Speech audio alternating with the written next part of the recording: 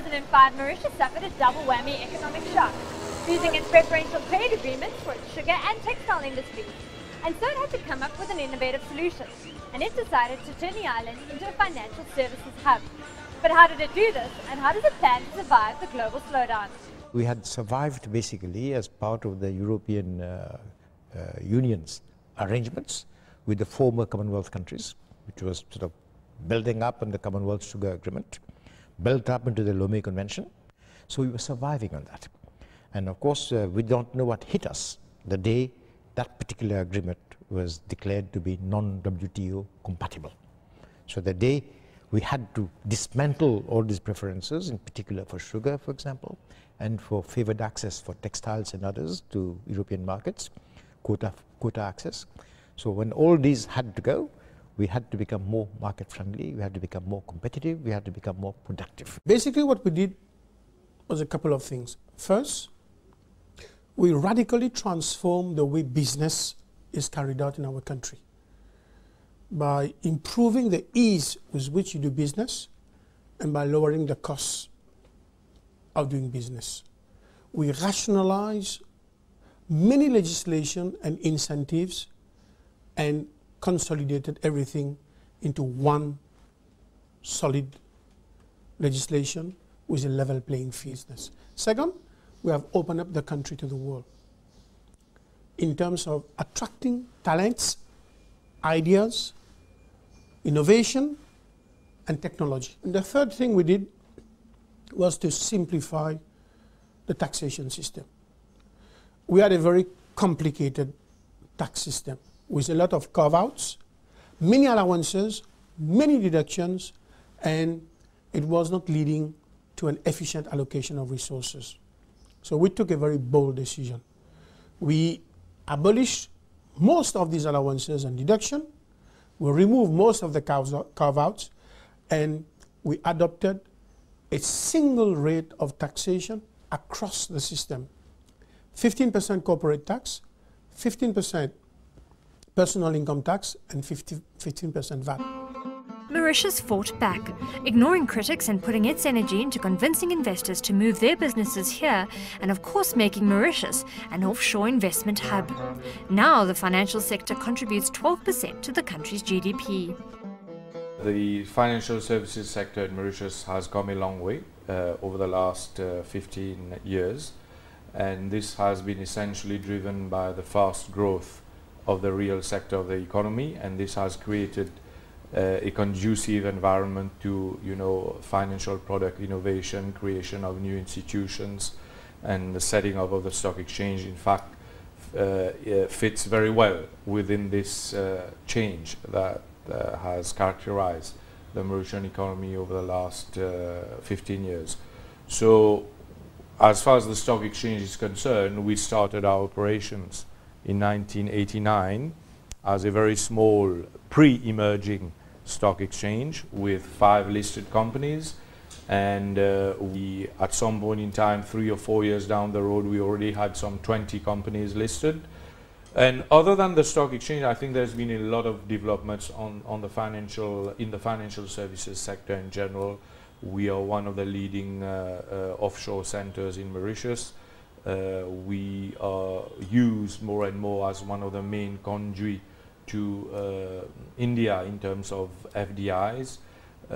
We've attracted a lot of foreign names into Mauritius. Like other countries, Mauritius's financial sector has felt the effects of the global economic crisis as investors pull their money out of emerging economies. And now, as world leaders come together to try and make sure this doesn't happen again, measures are being put in place to make tax havens more transparent and regulated. But the government of Mauritius insists the island is nowhere near that blacklist. You can't have 12% of GDP with people, local Mauritians, not being involved. So I think that the fact that exchange control was abolished since 1992, we haven't seen any sort of capital flight and all of this stuff. What we have seen is that people investing massively into their own country. Really, I think, is a show of strength of how we have been in a position to develop an industry from nowhere, out of nowhere.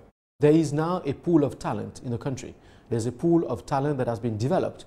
having been engaged on the international scene since the early 1990s. And today, we are doing a lot of very sophisticated work. There are over 600 funds based in Mauritius with a total net asset value of over $60 billion US, pre-Lehman. Now we have to understand in terms of valuation what that means, but still, just to give you an idea, we've got 34,000 companies registered in the International Financial Center of Mauritius. So I think we could have been 400,000, we could have been 500,000, but the point is it's well regulated. We want to do serious business. Mauritius is no sunny place for shady people. But despite good reforms, nothing could really account for the global financial crisis that's catapulted the world into the worst economic situation since the 1930s. And for the first time in history, the Bank of Mauritius has had to offer two of the country's major banks a lifeline. In our economy, we have two local banks which are quite large in our import and export trade. And one of those banks came running to us that their foreign currency lines had been cancelled by their correspondents who had been dealing with them for donkey's years. And nothing had changed in Mauritius. That bank is very solid. Strong fundamentals, like all our banks here. There's no problem here. There's no sign of toxic assets. But banks overseas became nervous and they cancelled these lines. Now, if we did not do something about it, our whole import and export trade could have ground to a halt, at least those that were going to these two domestically owned banks. Foreign banks with their probably had their own relations still open. So we thought that we have to do something about it. It was ridiculous that central bank keeps reserves in New York and London and Brussels or wherever it is, Paris.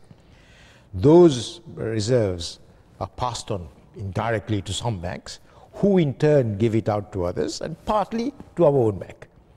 So we thought we could take part of those reserves and give it straight to our banks, because we were going to do a better service to the economy by making it available instead of running the risk of trade grinding to a halt through lack of financing. So we stuck our neck out. First time in the life of this bank, we provided a hefty foreign currency line, much, much bigger than the market required. And very quickly after that, the foreign currency lines from foreign banks were restored. And Mauritius Commercial Bank, which is the largest company by market cap on the Stock Exchange of Mauritius, says the banking sector is liquid. The 125 million US dollar credit facility is very much a backstop. It's a fallback facility for the banking system here. As you know, one of the features of the banking crisis around the world has been the reduction in trade finance facilities, country limits, interbank lending. And therefore, banks have had to fall back very much on corporate, institutional and retail deposits. But I think that the Mauritian banking system has a strong dependence on deposits, which is a good thing, and very little dependence on what is called this interbank or wholesale funding. So whilst the Bank of Mauritius has made available this credit facility, I don't think it's actually being used very much, if at all, but it is there as a buffer should the need arise. There is talk that the JSE, which is Africa's largest stock exchange, has put in an offer to buy a 49% stake in the Stock Exchange of Mauritius.